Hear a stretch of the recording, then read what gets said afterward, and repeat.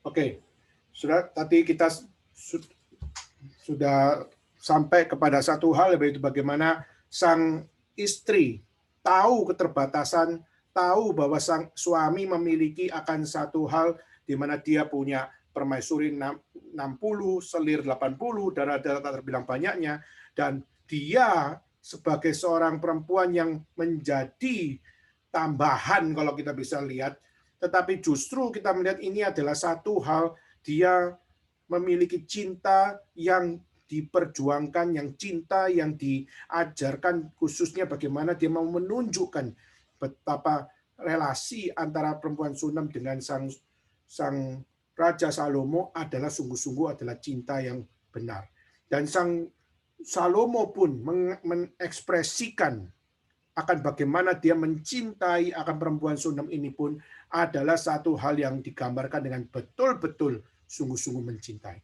Kita nggak melihat Salomo menyatakan cintanya kepada 60 permaisuri. Ya. Sudah ini banyak interpretasi yang mengatakan ini laki-laki gila, hidung belang, lalu dibaca firman Tuhan, lalu dianggap adalah ajaran suci dari Tuhan. Permaisuri 60. Saudara, maka di sini mengatakan bahwa apa? Permaisuri 60 pasti seksualitasnya bejat. Saudara, memang tidak ada catatan, saudara, bagaimana dia memperlakukan permaisuri tersebut, tapi tidak ada kisah cinta antara mereka. Selir 80, tidak ada kisah cinta, dan juga darah-darah tak terbilang banyaknya, tidak ada kisah cinta. Tapi kita kalaupun mengatakan dia seharusnya sebagai seorang laki-laki, meskipun dia punya banyak permaisuri, selir, dan darah-darah, seharusnya dia punya kesadaran bahwa apa? Itu tidak boleh dia lakukan. Jadi kita bisa katakan Salomo tetap salah. Kita bisa katakan dia sudah kompromi dengan banyak hal. Tetapi Tuhan tetap mau ajarkan kepada kita melalui Kidung Agung bahwa Tuhan masih menaruh hikmat kepada dia, dan kita mau belajar bagaimana dia memperlakukan khususnya dirinya dengan perempuan Sunem itu, dengan menyatakan bahwa bagaimanapun konflik yang ada ini adalah tetap di dalam keterbatasan manusia.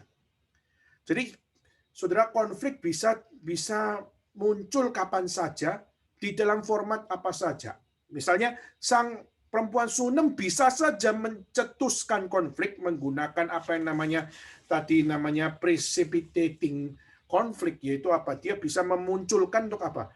Kamu sih punya istri gitu banyak, kamu sih punya selir gitu banyak, kamu sih punya darah-darah begitu banyak. Maka dia bisa mencetus banyak hal. Ya. Tapi kita lihat justru yang kita perlu renungkan adalah bagaimana kita belajar, khususnya melihat dari kisah cinta, khususnya dari Salomo dengan perempuan Sunem ini, adalah kita mau belajar tentang apa yang menjadi pemahaman tentang mengendalikan keterbatasan diri tersebut. Apa yang Tuhan mau ajarkan dari situ. Oke, nah saudara, saya akan lihat dari ayat 9 sampai ayat 13, ya. Saya akan mengajak saudara untuk melihat bagaimana Tuhan rupanya mau mengajarkan kita dari bagian ini, yaitu Allah mau kita belajar memahami konflik itu adalah untuk mengasah kita.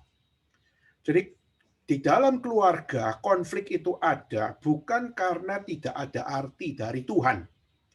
Konflik diizinkan Tuhan. Dan kenapa konflik diizinkan Tuhan? Karena Tuhan mau mengasah kita. Coba saya minta satu rekan kita membacakan. Saya coba minta Gracelyn ya, tolong bacakan Amsal 27 ayat 17. Coba tolong bacakan ayat tersebut. Amsal 27 ayat 17. Amsal 27 ayat 17. Besi menajamkan besi, orang menajamkan sesamanya. Ya, jadi kita melihat bagaimana satu dengan yang lain saling mengasah, menajamkan. Jadi ini Tuhan izinkan adanya penajaman ini. Tuhan izinkan adanya gesekan. Tuhan izinkan ada yang namanya konflik. Dan kita melihat ini adalah sesuatu yang di dalam hubungan antara suami istri, ini pun adalah sesuatu yang Tuhan permitted, memberikan izin, adalah untuk mengasah kita. Mengasah suami, bagaimana engkau mengasihi istrimu dengan penuh hikmat. Sang istri, bagaimana kamu mengasihi suamimu dengan penuh hikmat. Dan di dalam suami istri ada keterbatasan-keterbatasan yang ada, tapi bagaimana cinta senantiasa dapat mendasari semuanya di dalam satu hal konsep yang Tuhan ajarkan. Karena konsep yang Tuhan ajarkan sempurna, maka bagaimana kita belajar mencicipi atau belajar dari kesempurnaan tersebut. Maka dengan demikian kita diasah untuk belajar menjadi pasangan yang lebih sempurna lagi. Maka itu adalah hal yang pertama, saudara. Hal yang kedua yang kita bisa pelajari yaitu kita belajar untuk jangan memperbesar sakit hati. Jadi kalau kita lihat tadi bacaan tadi, sang suami mengatakan kasih tahu orang lain sakit asmaraku. Nah, saudara, ini adalah sesuatu yang mengumbar masalah, gitu ya, mengumbar. Dia mau seluruh dunia tahu kalau dia itu sakit asmara. Nah, saudara, satu sisi ini sesuatu yang emosional, tetapi satu sisi yang lain ini sesuatu yang memperbesar masalah dan mencetuskan masalah lebih besar lagi. Ya, jadi waktu kita melihat jangan memperbesar sakit asmara, jangan memperbesar rasa sakit hati. Natural untuk apa?